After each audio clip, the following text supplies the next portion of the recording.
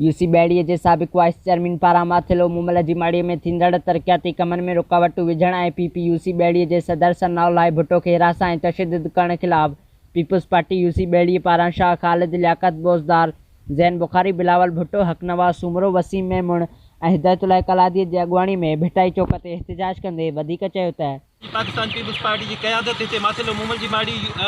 बुखारा बेरड़ी समेत यूसी बेरड़ी में जेके तरक़ियाती कम ज़ोर शोर से जारी आहिनि ऐं उहे जेके पीपल्स पार्टी जा जेके सियासी मुखालिफ़ आहिनि जन सदाईं जेका पाकिस्तान पीपल्स पार्टी ख़िलाफ़ साज़िशूं कयूं आहिनि ऐं कारकुननि खे जन सदाईं धमकायो आहे और उन्हनि उहे सड़ी विया आहिनि ऐं उन्हनि खां बर्दाश्त नथो थिए उन्हनि खे बर्दाश्त जॾहिं नथो थिए त उन्हनि जेका पीपल्स पार्टी जे हितां जेको सदर आहे पीपल्स पार्टी जे सनाउल्लाह भुट्टो उनखे हिरासत कयो आहे उनखे तशद्दुद करण जी कोशिशि कई आहे जंहिं सबबु जेको आहे उनखे दिलि जो दौरो पियो ऐं उन खां पोइ हिते जेके पीपल्स पार्टी जा जेके तरक़ियाती कम आहिनि उनखे रोकाइण जी कोशिशि कई। असां पाकिस्तान पीपल्स पार्टी जे ज़िले क़यादत समेत पाकिस्तान पीपल्स पार्टी सिंध जी गवर्नमेंट खां मुतालबो कयूं था त ख़ुदारा जेको